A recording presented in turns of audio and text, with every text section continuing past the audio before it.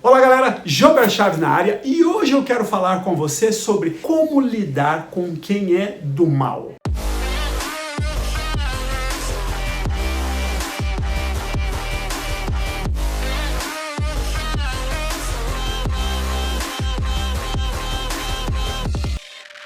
Eu tenho uma crença dentro de mim, né? Eu sou um torcedor incondicional do ser humano. Então, sou um torcedor. Eu acho que cada ser humano traz dentro de si a semente do bem.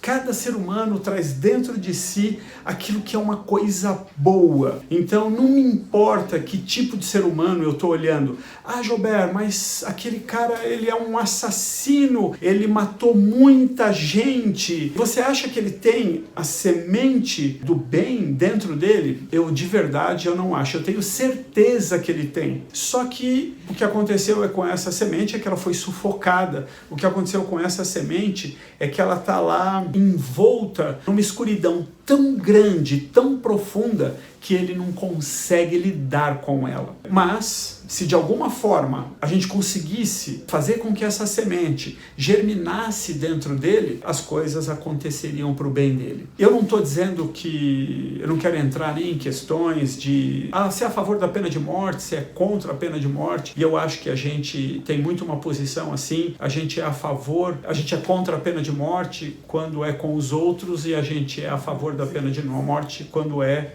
com a gente. E às vezes passa a ser com a gente quando você conhece a história da pessoa.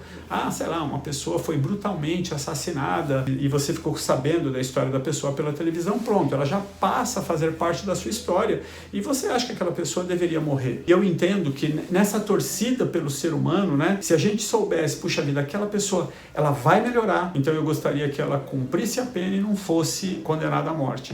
Mas, se a gente perceber que aquela pessoa tem a chance de matar mais uma pessoa, eu gostaria que ela ficasse presa para sempre ou que ela fosse condenada à morte para que ela não matasse mais ninguém. Mas eu não sou um especialista nesse tema, entendeu? Eu só quero que você entenda, eu não tenho opiniões formadas à direita ou à esquerda, coisas que eu era contra antes da última eleição, hoje eu sou a favor. Então, e coisas que hoje eu sou a favor, muito possivelmente eu vou ser contra amanhã, porque como diz o Raul Seixas, que eu admiro, mas nem sou tão grande fã assim, mas eu admiro muito a jornada musical dele, né? Não a vida dele, eu acho que ele ficou devendo na vida dele, podia ter contribuído mais com a gente. Mas enfim, ele dizia assim, eu prefiro ser essa metamorfose ambulante do que ter aquela velha opinião formada sobre tudo. E eu poderia dizer para você, por exemplo, eu era contra armas, sempre fui a favor do desarmamento, sempre fui a favor. Se tivesse um plebiscito, eu votaria a favor do desarmamento, mas na última eleição esse tema ficou muito forte, tanto aqui como nos Estados Unidos, e eu fiquei a favor do armamento. Eu nunca vou ter uma arma, nunca vou ter.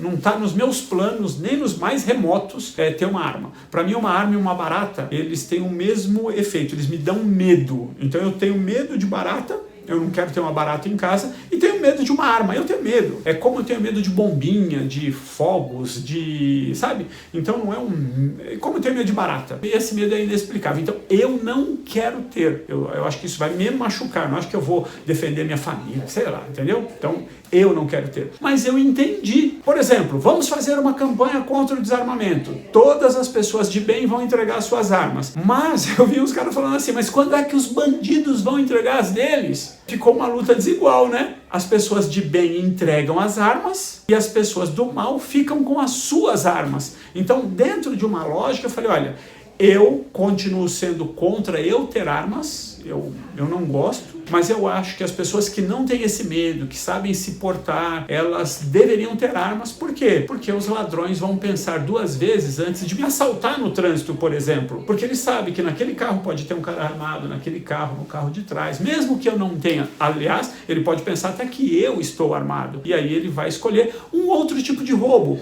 Ele vai escolher, eu não sei como é que chama, né? Mas é o roubo que não tem gente lá. Tá? Eu sei lá, tem um lance que é o roubo, tem outro que é o furto, né? Então, eu acho que roubo é quando tem gente e furto é quando não tem. E se não for, você entenda que é o contrário. Então ele vai furtar um carro, um supermercado, uma casa quando as pessoas vão viajar e não mais quando as pessoas estão lá, porque ele fala, vai que tem alguém armado lá, a hora que eu entrar o cara me mata e ninguém quer morrer. A minha mulher fala isso, todo mundo quer ir para o céu, mas ninguém quer morrer. Só para entender, só para dizer para você, eu mudo de ideias baseado em argumentos que estão me convencendo nesse momento, mas eu sonho com um mundo que um dia não vá precisar de armas. Eu sonho com esse mundo e me dou o direito de sonhar com esse mundo. Eu acho duas coisas que eu acho absolutamente selvagens. Armas e injeções são selvagens. Eu acho que um dia o ser humano não vai mais precisar de armas, eu acho que um dia o ser humano não vai mais usar injeções. Tem coisas mais gentis do que invadir o corpo humano com uma injeção. Uau! Mas até lá, vamos tomar injeções para que a gente continue vivo e vamos fazer com que as pessoas de bem tenham armas para que a gente possa se defender das pessoas do mal. Essa luta do bem contra o mal, eu quero trazer uma nova dimensão aqui. E por que eu coloquei ali o Bolsonaro e o Lula? Porque hoje nós estamos vivendo um mundo extremado, né? E eu posso dizer assim para vocês, eu não votei no Lula na primeira eleição dele, mas eu torci muito para ele. Eu fui um bom cidadão, eu fui um torcedor do governo dele, entendeu? Não votei nele no segundo governo e ali já estava começando a minha decepção. Eu torci tanto para estar errado, né? E agora nós estamos no início do governo Bolsonaro. Se voltasse a eleição, eu ainda votaria nele, no Bolsonaro.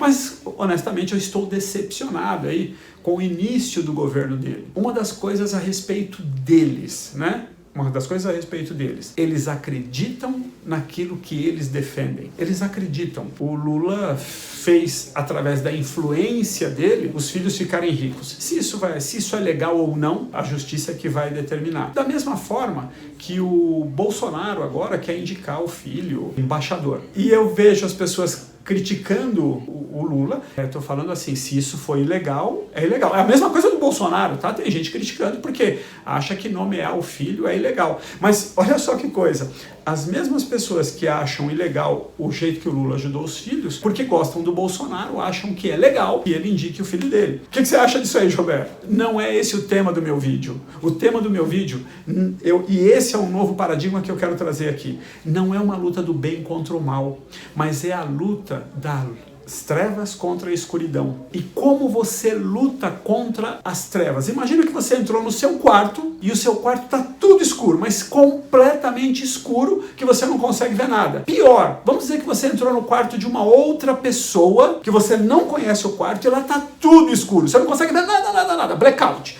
Tudo escuro. Se você tentar lutar contra essa escuridão com seus braços e dando porrada, eu vou acabar com essa escuridão, e luta e chuta as coisas, o que você vai conseguir é se machucar. Quanto mais você lutar, mais você vai se machucar. Mas você quer ver um jeito fácil de você acabar com a escuridão? Acenda a luz. Então, o paradigma que eu quero trazer para você, mesmo em relação a você, mesmo em relação a mim, porque é por isso que às vezes a gente se sente mal na nossa jornada da vida, porque tem dias que você fala, eu não quero fazer aquilo, mas tem dias que a escuridão está dominando, e tem dias que você nem precisa se esforçar, e a luz está dominando.